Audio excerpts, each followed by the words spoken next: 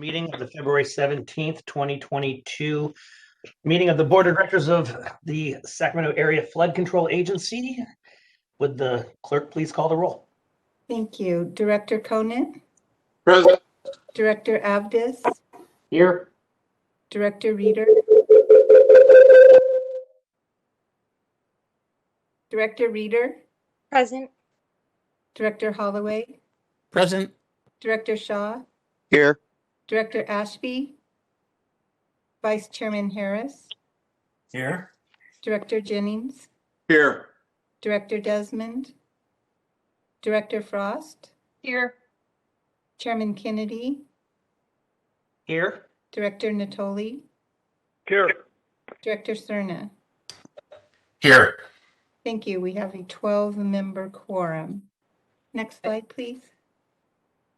Thank you. And with this, if you would join me with the Pledge of Allegiance, followed by the clerk reading announcements. Ready? Begin.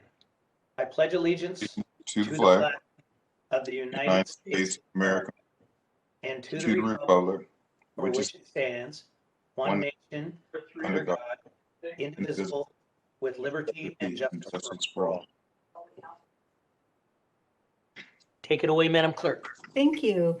Good afternoon, ladies and gentlemen. This meeting of SAFCA is being recorded and will be aired on Metro Cable 14 on Saturday, February 19th at 3 p.m. and will be available on SAFCA's website within 48 hours after the meeting.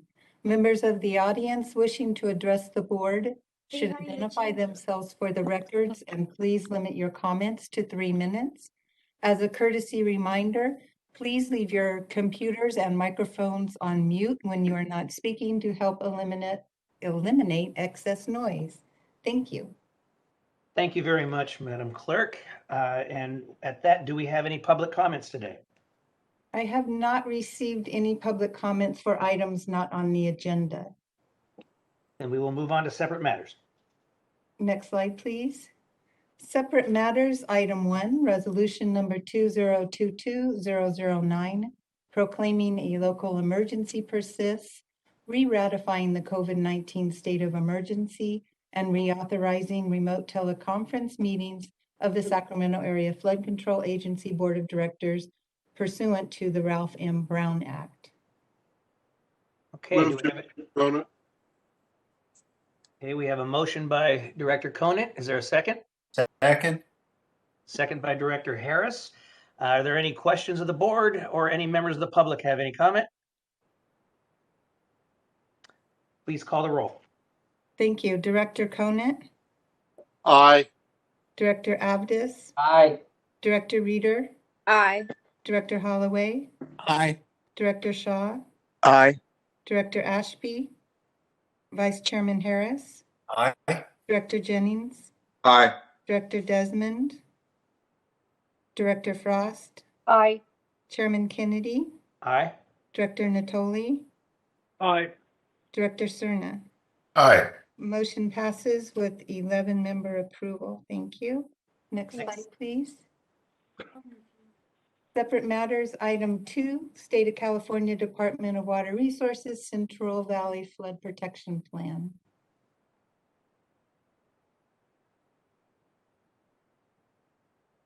Mr. Bardini? Yes. Good afternoon, everybody. The board. This is Gary Bardini, Director of Planning. Today, what we have is a short presentation from the California Department of Water Resources, Central Valley Flood Protection Board, on the Central Valley Flood Protection Plan. This plan is updated on a 5-year basis. The first one was done in 2012, and we're moving to a 2022 update.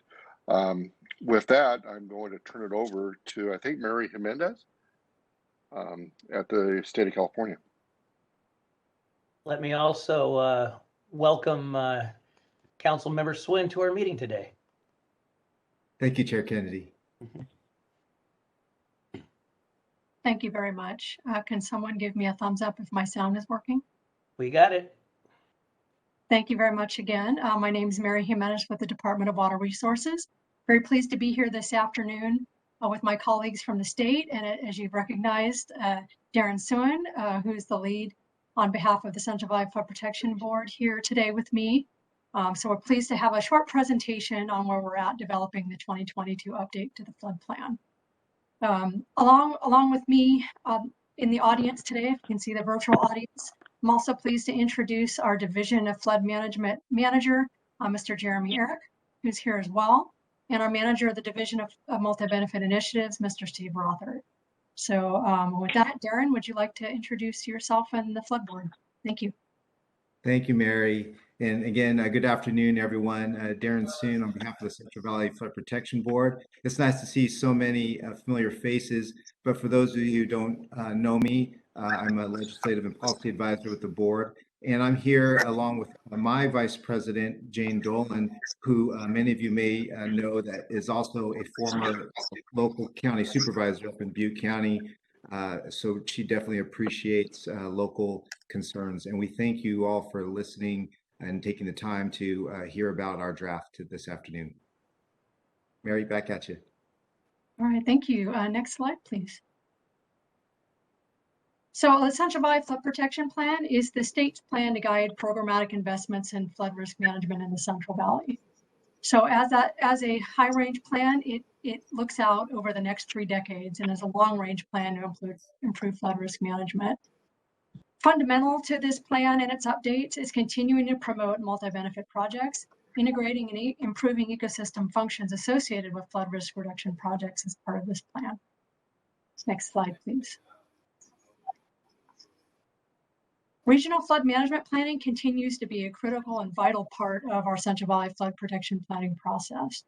The Lower Sacramento River Delta North RFMP, of which SAFCA is a key and active member, has been extremely valuable in partnering with them through this process. So the regional flood management planning groups have produced a series of white papers that we have been using to inform this drafting of the 2022 update. The input that they've provided aligns with the 3 themes of this 2022 update that you'll see on the slide, and that is promoting system-wide climate resilience in the flood system, tracking the importance of tracking performance, implementation, and outcomes. In other words, where are we making investments and how are we doing and what benefits are we seeing from those investments?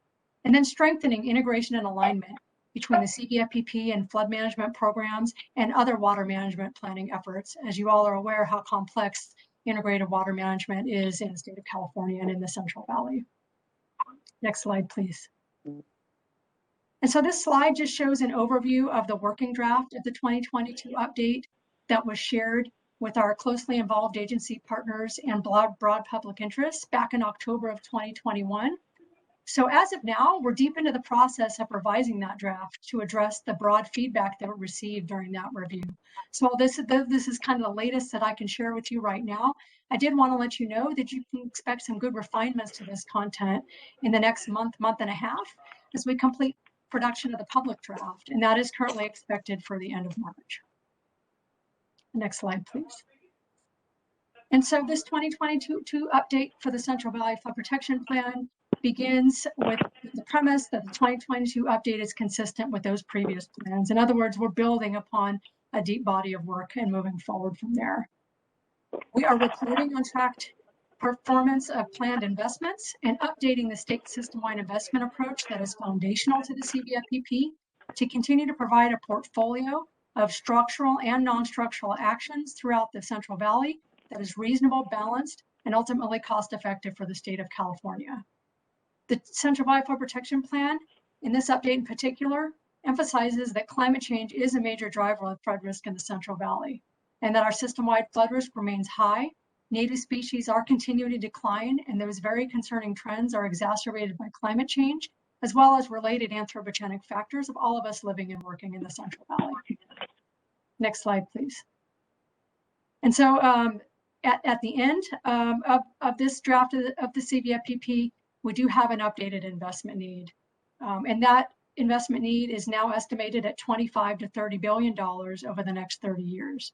That is a shared responsibility. It is a large investment, and it is shared responsibility between state, federal, and local partners. The investment need reported in the CVFPP is further broken down into ongoing and capital investment types, as you'll see on the slide, for the need to plan and implement both ongoing and capital investments. And so with that really brief overview, I did just kind of want to reiterate that we are in the close of weeks providing a public draft to the flood board and sharing with our partners and the broader public at the end of March. And the importance of that milestone will be the beginning of the public process and public review of the CVFPP that will be led by the Central Valley Flood Protection Board and Darren and his folks at the flood board. So we're getting close to that milestone, but very grateful for your time today. Thank you. Thanks, Mary. And I'll just tack on, as the board begins its public process, all of you on the SAFCA board are well familiar with making sure reaching out to the public is done, and so that everything is accomplished in a transparent way. To that end, we look to have a public meeting, COVID protocol allowing. We'll have a public meeting along the Sacramento Basin and one in the San Joaquin Basin, as well as one virtually. And then in between, we hope to receive comments from the public at our public meetings. And as always, they can email comments to the board. With that, I'll end there. Mary, if you have anything to close out with. Just the offer to share the PowerPoint with you all and anybody else who may need it. We have an additional summary document as well if people are interested that gives a little more detail on the draft. Thank you. Mary, if you could send that to Lindy and make sure she has, although she probably does because it's on the presentation, and make sure, and Lindy, if you can send that out to all the board members, that would be great. Thank you, Chairman Kennedy. I will do so. Thank you. Mr. Bardini, do you have anything to add before we go to board questions or the public? Yeah, I think the only key points is the process is laid out, the transparency that the state's embarking on. I think a few things for SAFCA itself that we're having an eye, obviously, is the continued investment into the urban improvements that we're working on, the elements of continuing the system improvements in the Yola bypass, and then some of the longer term O&M management. So these are some of the key things that we're looking to advance and see those strengthened in the document moving forward. Okay. Chair Kennedy, this is Rick Johnson. I just wanted to also thank both the state Central Valley Flood Protection Board and DWR. They've been working very closely with us on this. All of our interests and projects are part of this. And so they've been very good about working with us. So I just want to make that public thank you for that. Thank you, Mr. Johnson. We could not do it without our partners, and I appreciate the openness and transparency with the public. So thank you very much. Is there any questions from the board? Okay. Does the clerk have any public comments? Chairman Kennedy, I have not received any public comments on this item. Okay. Well, thank you, Mary and Darren, for joining us today. Appreciate the opportunity, and I'm sure that our members are not shy and they will reach out should they have any questions. Thank you. Thank you. Thank you, Chair. Thank you, everybody. Now we're going to move to closed session. How are we going to do that, Lindy? Thank you.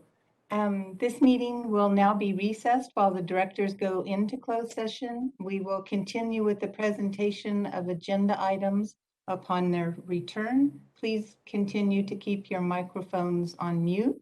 And to the board of directors and appointed staff, please look for the dialogue join pop-up on your screen as we move into closed session. Thank you. Thank you.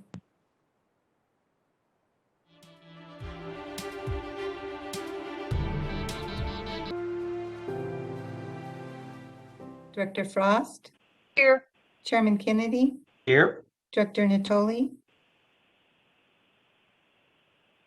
Director Natoli? And Director Cerna? Here. Alia, could you please see if you can get Director Natoli out of closed session? I'm here, Lindy. I'm on the Okay. phone. Okay, Okay, thank you. Next slide, please. thank you, Director Natoli. You bet, thanks. We'll have a report out on closed session. Government Code Section 54956.8, conference with real property negotiators. Negotiating party, Leland C. Lynn on Sutter County APN 350800022. Agency Counsel Jeremy Goldberg, there's nothing to report at this time. Thank you. Government Code Section 54956.8, conference with real property negotiators. Sutter County APNs 35120-003 and 35120-007. Negotiating party, Robert Leal on behalf of Odysseus Farms. Agency Counsel Jeremy Goldberg, there's nothing to report out at this time. Thank you. Next slide, please. Government Code Section 54956.8, conference with real property negotiators. Sacramento County APNs 274-0270-007, 274-0560-048, and 274-0560-054. Negotiating party, Mark Wellendorf, Brian Manning Esquire, on behalf of Swallows Nest Homeowners Association. Yeah, this is Agency Counsel Jeremy Goldberg. The board voted unanimously to continue item 12, the resolution of necessity number 2022 -018, the Swallows Nest HOA, to the next month, March. In addition, the staff were directed to continue negotiations, which, if successful, the details will be made public when reduced to writing. Thank you very much. And just to clarify, the next meeting is March 17th. Thank you. Government Code Section 54956.9, consultation with agency counsel regarding existing litigation. Safeca versus Carol J. Johnson as trustee of the Carol J. Johnson Trust et al. Sacramento Superior Court Case number 34-2019-002-48521. Nothing to report. Thank you. Next slide, please. And item 3, the executive director's report. All right, good afternoon, everybody. Rick Johnson, Executive Director. Just wanted to follow up. We've had the last couple of months, we've had some discussions and actions by the board as we try to ramp up the real estate adjustments to the process and delegations to be able to handle the large load this year. And so I wanted to touch on a couple of things. One, we mentioned that we were looking at the process to see if there was any other delegations that might help us. One thing that we found is the acquisition incentive program that the board adopted in November of 2019. That one only applies to real estate transactions over 500,000. And just as a reminder, what that was to allow us in our initial offer to give an incentive to the property owners, a 20% incentive if they accept if we reach agreement within 30 days of starting the negotiation when they receive their offer, and then dropping to 10% if they do it within 60 days as a way of trying to help move the process quicker. As we're looking at what's coming up this year, we believe we'll have a number of transactions in the range of 250,000 to 500,000, and we'd like to be able to apply the same program to those. And so on consent, there's an item that would amend that acquisition program to allow us to do it for properties over 250,000 instead of the current 500,000. So wanted to make you aware of that. So Lindy, if you go to the next slide, please. And then also with this modified authority, and then the authority that the board gave us last month, to make adjustments for the market value increases that we're seeing with the appreciation. And we put together an adjusted real estate process that we're going to be implementing to try to make us a little more efficient. And I've got a couple of graphics to demonstrate that. So Lindy, if you go to the next slide. So the first thing we're doing is looking at where we need increases in resources, whether they be for additional appraisal help, whether they be for additional folks that can go out and work with the property owners, or whether we may need some additional help on the legal side. Anyway, we're pulling in those resources as we're needing and trying to identify any shortages we have there. The other one that is important is we need to have what we call a take line. That's a letter that we receive from the Corps identifying the properties that they need. And are the two last big ones that we are going to have to get this year are reaches F and G. And so in some cases, we do not have those take lines yet. And so the Corps project manager has agreed that in the ones where they're not coming up right away, that we will sit down with the Corps and reach an agreement on what those look like so we can get started on our process. So then as soon as we have those take lines, we'll prepare initial offers. So Lindy, if you go to the next slide, which has this broken down a little more. So our initial offer now will consist of just a summation of the next 5 boxes. So the first thing we're doing is trying to get some additional resources to make sure, with the goal of trying to complete all the appraisals within 60 days of having the take line established. And excuse me, one thing we found with appraisals is they're based on comparable sales in the area, and sometimes it's hard to find for properties right along the river comparable sales, and so some of them may be more than a month or two old, and with the current market, depreciation values are going up quite high. Sometimes the appraisals will adjust those comps for market value, and we've seen others that don't. So in the cases where the appraisals have not adjusted the comp value and it's more than a month old, then the authority that the board gave us last month, we would make that adjustment. And then our goal is to, as soon as we get the appraisal, to get the offer out. But if we don't make that and the appraisal is more than a month old, we would also make a market value adjustment on the appraisal to account for the current appreciation rate that's going up. So the other thing that the authority gave us to do is, in the current market where the appreciations are going up 2% or greater a month, it takes about 6 months from the time we initiate the process to closing.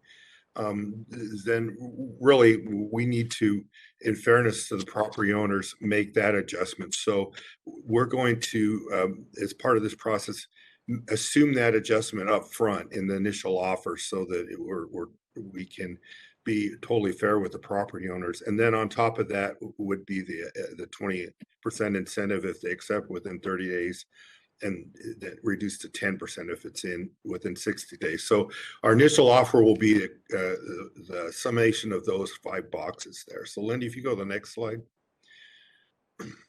So then after the offer is made, our goal is to have enough resources to get that offer out and delivered to the property owner as soon as it's available.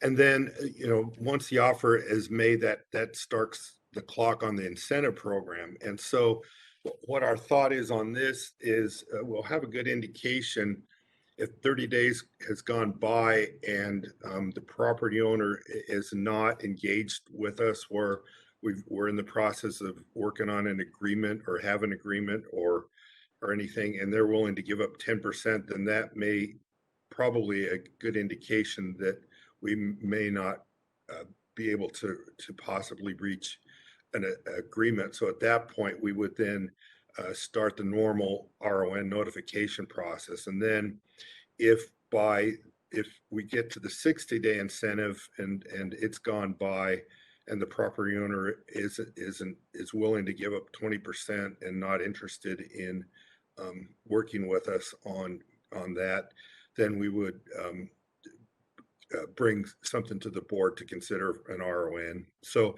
that's just a real quick kind of update on, we mentioned we'd be trying to expedite our process, so that's what we've come up with, utilizing the delegations that the board's given us.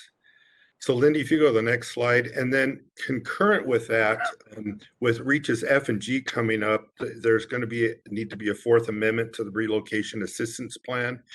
So the draft should be ready for release within the next month or two to start that process. And I just wanted to make you aware of that. So Lindy, if you go to the next slide. So changing gears here, going to the federal appropriations. Rick, Yes. Yes. Because these are such different items, let me ask if the board has any questions Okay, thus good far idea. on your presentation. Are there any questions of the board? Okay, proceed. Okay. Thank you. Great. No, that's a good point. Thank you. So yeah, jumping gears to the federal appropriations, just a reminder that our fiscal year 22 at the federal level started last October. Congress has not yet passed appropriation bills, and so they did pass two continuing resolutions funding the government basically at last year's levels through tomorrow. So Lindy, if you go to the next slide. Now, we did have some good news about a week ago. The House and Senate appropriation chairs announced a bipartisan agreement on how they were going to, basically the top line numbers for the 22 appropriation bills, which was good in that expected they'd be able to then pass all 12 appropriation bills or combine them into one big one or a couple of small ones. So they were expecting to be able to get that done by March 11th. So based on that, the House passed a continuing resolution that would fund the government through March 11th. When I put the slide together, I also said the Senate is expected to pass it. I checked right before the board meeting, and now there is a concern. There's been a couple of controversial amendments that some folks in the Senate are trying to add that may make it so that they do not pass that continuing resolution by tomorrow, which could lead to a government shutdown. So we're going to just have to wait and see what happens in the next day or two.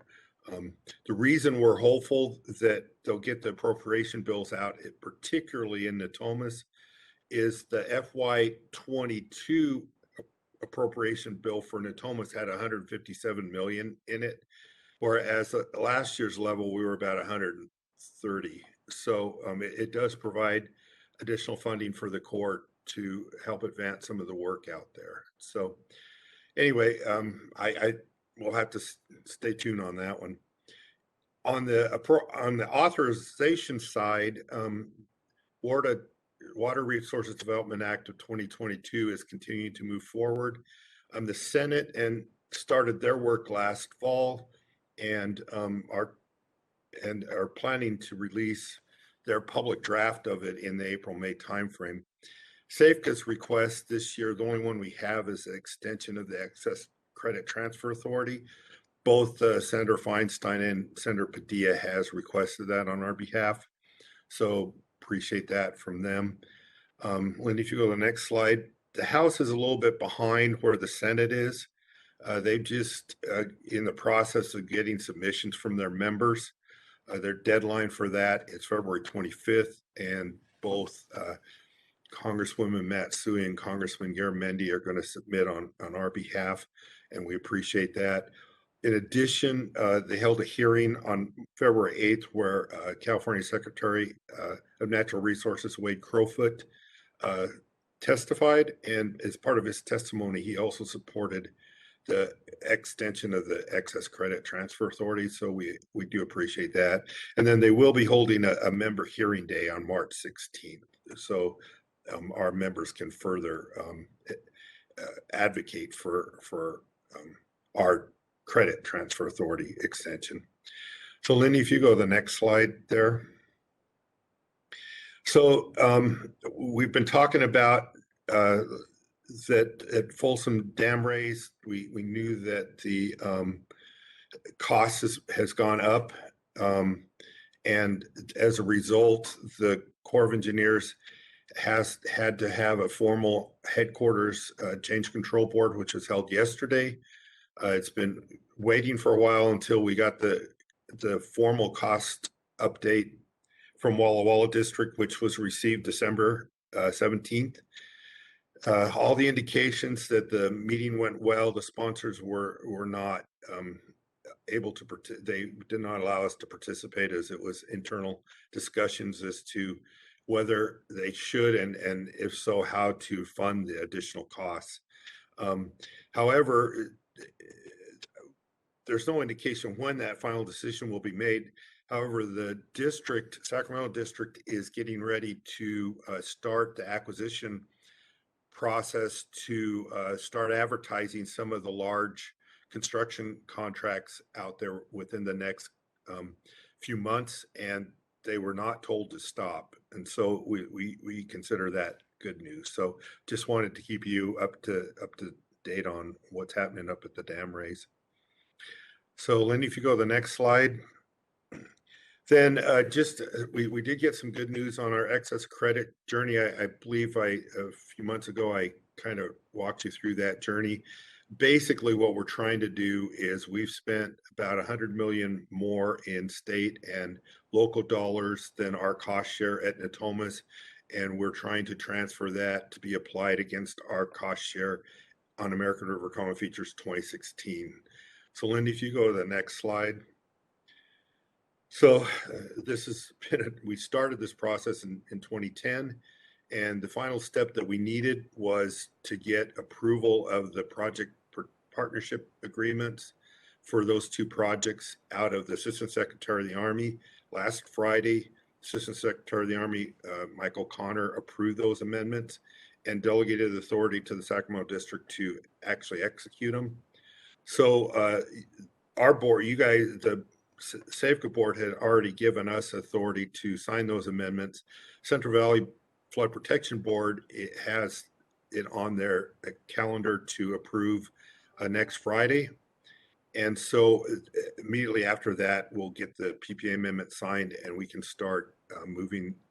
And the district has already planned on and is going to utilize those $100 million in credits. So wanted to make you aware of that good news. So Lindy, if you go to the next slide.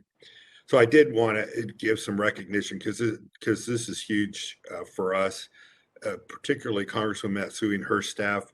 They've been all the way, I mentioned 12-year process. They have helped us every single step of the way, taking the lead on introducing the legislation multiple times, getting the authorization, and then even as late as last Friday morning, calling and talking to the Assistant Secretary's office to make sure they got that signed quickly.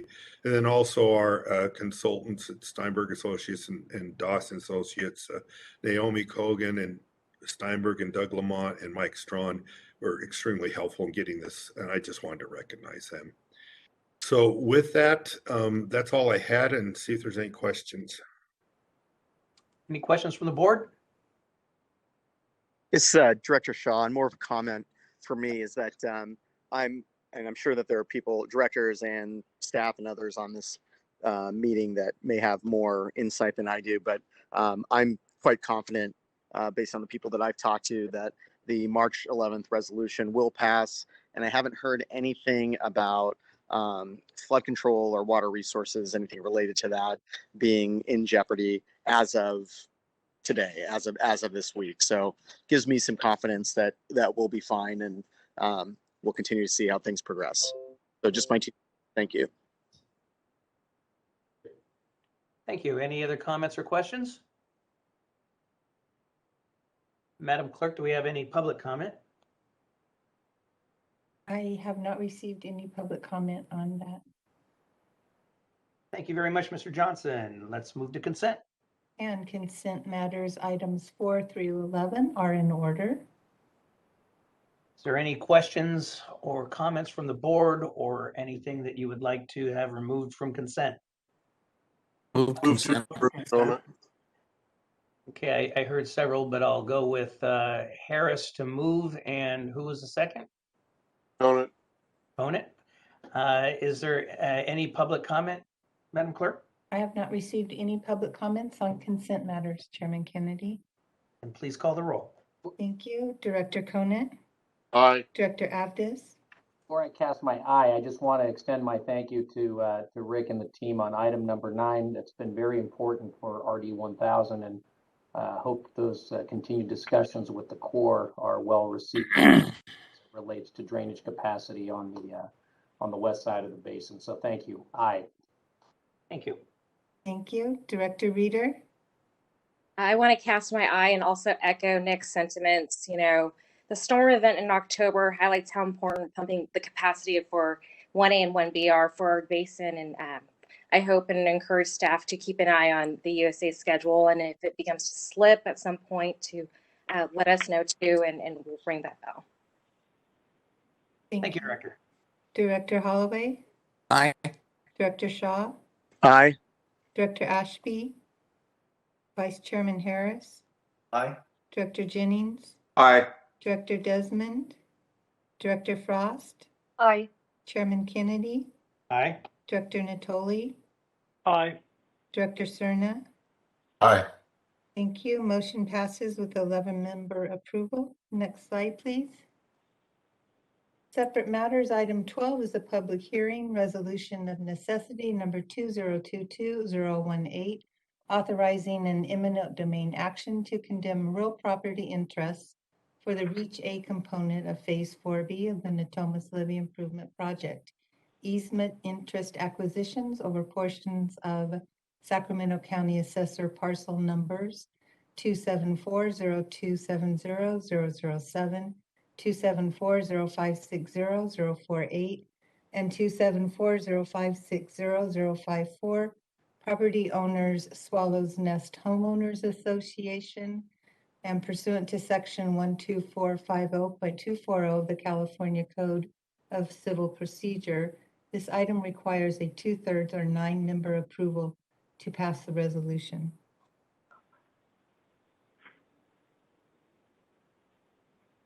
Mr. DeGroot, or who's up? Oh, yeah. Good afternoon, directors. This is Matt DeGroat, Real Estate Program Manager of SAFCA. And as was mentioned before, staff recommends that this item be continued until next month. Okay, thank you very much. Are there any questions of staff? I'm sorry. Yeah, is there any questions of staff from the board? Hearing none. Need a motion to continue, I will offer that. Okay, we have a motion to continue. Is there a second from Harris? Jennings will second. Chair Jennings. Kennedy, the board voted on this in closed session, so I don't think you need to vote again. Oh, you are correct, sir. Thank you very much. Is there any member of the public that's here to comment, Madam Clerk? Chairman Kennedy, I did receive several requests to speak on this item. I'm not sure who we have on the line, but I do recognize several Swallows Nest. Mr. Chair, this is Director Cerna. Yes, I was about to go ahead, Director Cerna. I think the just a house cleaning process consideration, because we're continuing it. I'm not, or we have continued it per our vote in closed session. I'm not sure it's appropriate or going to be fruitful to have public commentary on the item now. You said exactly what I was going to say. Thanks. Thank you very much. If there's any other board member that feels strongly otherwise, please speak up. Otherwise, I wholeheartedly agree. Okay, thank you. Next item, please.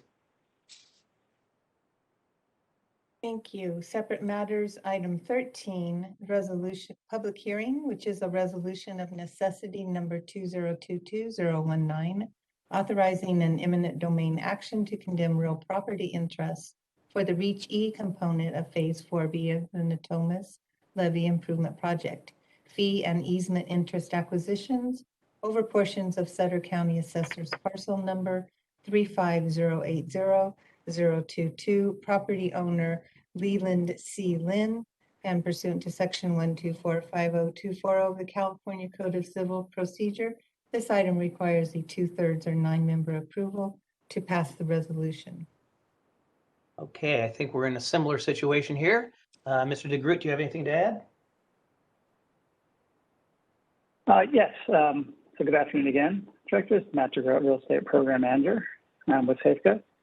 So this resolution is 2022-019, is authorizing an eminent domain action for property owned by Leland Lynn. And Lindy, can you please go to the next slide, please? So what we have here is attachment A of the Natomas Basin, and the property located in question here is located in Reach E of the Natomas Basin, and that is up toward the right-hand corner of the exhibit. Okay, Lindy. Attachment B here is a bit of a zoom in, a little bit more of the property, which is located at 6001 Natomas Road in Natomas Basin, Sutter County. So it is 1 APN. As you can see, it's toward the center of your screen there. Okay, Lindy. And what we have here is attachment C, which is it's a sketch that shows the entirety of Reach E, so you can kind of get a feel for how long it is there. And this reach, it includes, the activities that are included in this reach are installing a cutoff wall, seepage berms, levee slope stability improvements, and an operation and maintenance road on the land side of the improved levee, as well as the relocation of the existing utility infrastructure. Okay, Lindy, next slide, please. So here we have a better view of the property in question, Sutter County APN 35080-022. So the area shaded in red is the proposed fee acquisition area on the property.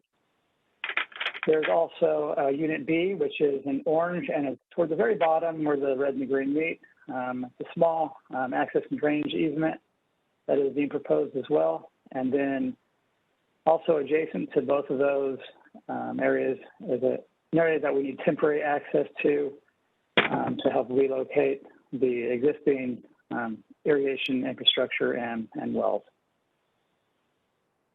Okay, Lindy, next slide, please. So attachments D through D3 of the staff report are the project description and necessity for the acquisition, the environmental compliance documents, and the considerations in selecting the mitigation sites, and design analysis for the relocated irrigation and drainage canal. On March 18th of 2020, SAFCA sent a letter to the property owners advising them that the upcoming levee improvement project will affect their property. On September 15th of 2020, SAFCA sent a letter to the property owners advising them that SAFCA was preparing an appraisal to acquire a portion of the property in fee and access and drainage easements over another portion of the property and temporary access adjacent to those areas for work to relocate the existing irrigation infrastructure. Okay, Wendy.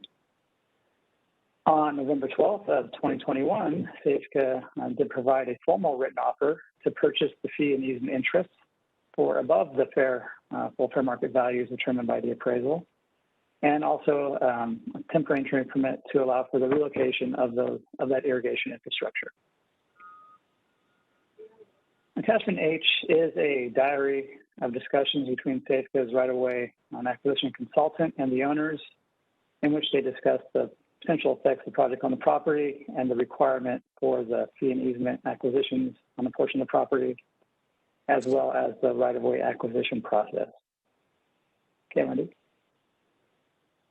Then on January 28th of 2022, SAFCA did mail a written notice to the owners of the property advising them that this board would hold a meeting, regular meeting today at this time to consider the adoption of a resolution of necessity to acquire a portion of the property by eminent domain. Okay, Lindy. So the final slide here is just a list of the exhibits that are attachments to that resolution 2022-19, and they are exhibits A and B, which are a description and plat of the proposed fee acquisition area, exhibits C and D, description and plat of the proposed access and drainage area, and Exhibits E and F, which is a description and plat of the proposed temporary construction easement area. So I will say that Safeco is in continued negotiations with this property owner, and we believe we are very close to reaching a settlement. We have not got there at this point. So in order to maintain our obligation to the Corps to certify the real estate for this project, by July 1st of 2022, we feel that we need to take this parallel path in order to preserve that timeline, which is why we bring this resolution before this board today for consideration. Thank you. Are there questions from the board? Comments? Is there, Madam Clerk, is there any public comment? I have not received a public comment to speak on this item, Chairman Kennedy. Thank you. Is there a motion? Move, Conant. Second? I'll second, Chair, but you need to close the public hearing. You're right. Thank you very much, Mr. Vice Chair. I will open the public hearing before I close it. Seeing no members of the public wishing to speak on this item, I will close the public hearing. We have a motion by Director Conant, a second by Vice Chair Harris. Please call the roll. Director Conant. Aye. Director Abdus. Aye. Director Reeder. Aye. Director Holloway. Aye. Director Shaw. Aye. Vice Chairman Harris. Aye. Director Jennings. Yes. Director Desmond. Director Frost. Aye. Chairman Kennedy. Aye. Director Natoli. Director Natoli. Director Cerna. Aye. Thank you. Motion passes. Natoli's aye. I'm sorry, I was on mute. Thank you. Motion passes with 11 member approval. Thank you. Next item. Separate matters, item 14 is a public hearing, resolution of necessity number 2022020, authorizing an eminent domain action to condemn real property interests for the Reach E component of Phase 4B of the Natomas Levee Improvement Project, fee and easement interest acquisitions over portions of Sutter County Assessor parcel numbers 35120-003 and 35120-007, property owner Odysseus Farms, pursuant to section 12450-240 of the California Code of Civil Procedure.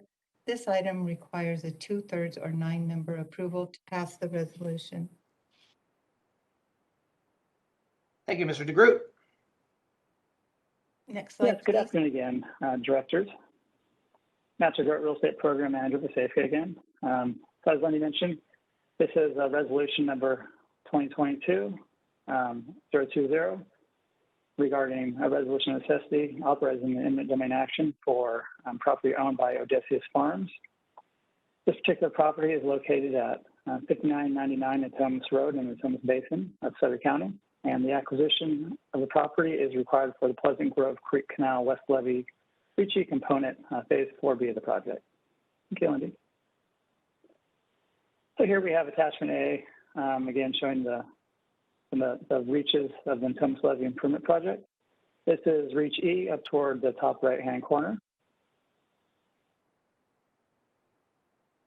And here we have where the property in question is located. This property consists of 2 APNs outlined in yellow in front of you. And the proposed acquisitions are only a small portion of these 2 APNs, but these are the larger APNs. Okay, Lindy. Attachment C is again the sketch showing the entirety of the Reach E, which include installing cutoff walls, seepage berms, levee slope stability improvements, and operation and maintenance road on the land side of the improved levee, and the relocation of the existing utility infrastructure. So here we have a better graphic of the property in question. Odysseus Farms, the 2 APNs. And again, you can see the area shaded in red is the proposed fee acquisition. The small areas in orange, which are hard to see on this map, but there's one at the very top that is for a access and drainage easement. And then there's another unit C. It's kind of toward the top 1/3 of the, right in the top 1/3 word, also for an access easement. So adjacent to those is, again, shaded in green, temporary area that Safeco and the Corps needs access to relocate the existing utility, irrigation, and well infrastructure. Okay, Wendy. So attachments D through D3 of the staff report are the project description and necessity for the acquisition, the environmental compliance documents and considerations in selecting the mitigation sites, and design analysis for the relocated irrigation and drainage canals. On March 18th of 2020, Safeco sent a letter to the property owners advising them that the upcoming levee improvement project will affect the property. On September 15th of 2020, Safeco sent a letter to the property owners advising them that Safeco was preparing an appraisal to acquire a portion of the property in fee and access and drainage easements and temporary access adjacent to those areas in order to relocate the irrigation infrastructure. On October 22nd of 2021, Safeco did provide a formal written offer to the property owner to purchase fee and easement interests for above the full fair market value as determined by the appraisal, and a temporary entry permit to allow for the relocation of that irrigation infrastructure. Attachment H is a diary of the discussions between Safeco's right-of-way acquisition consultant and the owner, in which they discussed the potential effects of the project on the property and the requirement for the proposed fee and easement areas to support the project and the right-of-way acquisition process in general. Okay, Wendy. Then on January 28th, 2022, Safeco did mail a written notice to the property owners advising them that this board would hold a hearing today at this time to consider adopting a resolution of necessity to acquire the property by eminent domain. And in response to that notice, on February 14th of 2022, the clerk of the board received an email from Mr. Larry Larson, legal counsel to Odysseus Farms, requesting to be heard on behalf of his client at this meeting today. Okay, Wendy. So in the final slide again, show the exhibits that are attached to the resolution. Exhibits A and B, the description and plat of the proposed fee acquisition areas. Exhibit C and D, the description and plat of the proposed access and drainage easement. Exhibit E and F is the description and plat of just a little access easement area. And exhibit G and H is a description and plat of that proposed temporary area that is needed to relocate the irrigation infrastructure. So the status on this is, we are in negotiations with the property owner still.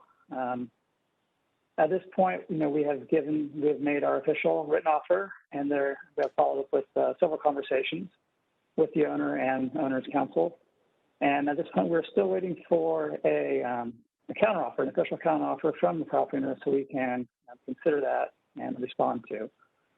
So at this point, we don't have anything signed. So in order to maintain the project schedule and meet our obligations to the Corps to certify this project by July 1st of 2022, certify the real estate to the Corps. That is why we believe we have to bring this motion to the board today for your consideration, with the knowledge that we will continue to negotiate as long as we can. Thank you. Any questions of the board? Comments? Okay, with that, I will open up the public hearing. Madam Clerk, are there any members of the public wishing to speak on this item? Yes, I have received a request from Mr. Larry Larson of Thatchin Hooper LLP. Mr. Larson. Good afternoon, Chairman Kennedy. Can everybody hear me? We can. Thank you. Subsequent to sending my notification on Monday, I had an opportunity to have a lengthy discussion with Mr. and Mrs. Leal, who are the principal owners of Odysseus, and was able to review in detail the current package that was just presented to the board. And we do not take exception to the process that's been outlined in the staff report. But we certainly encourage staff and legal counsel, Mr. Goldberg, to work with us to have an opportunity for a sit-down meeting to discuss the ramifications of the take and possible alternative approaches to proceeding with the project.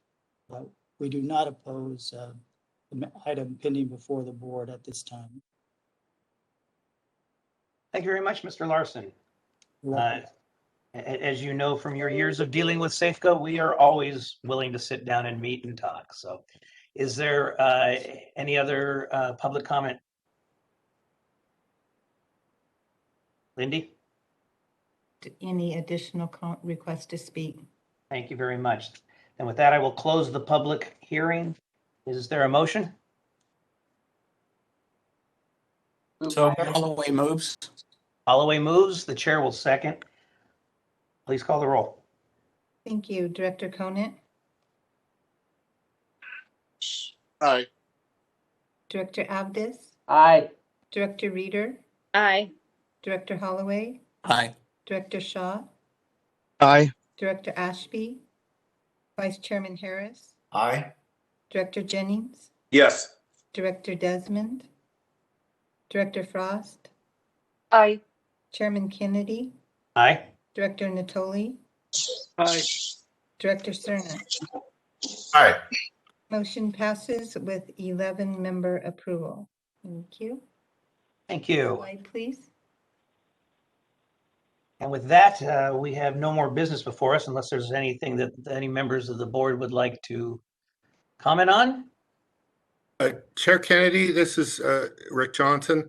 Yes, While sir. we were in the meeting, Mike Strawn texted, and I guess the Senate heard our discussion. They passed the continuing resolution through March 11th. So, Well, I want to once again commend you, Mr. Johnson, on your ability to sway Congress. Thank you very much. And if I may, it's Director Shaw. I told you so. Very well. Okay. Well, thank you, everybody. Our next meeting is March 17th. Mr. Harris, be prepared to chair that meeting as it is March 17th. And with that, we are adjourned. Thank you. Thank you, everyone. Be safe out there.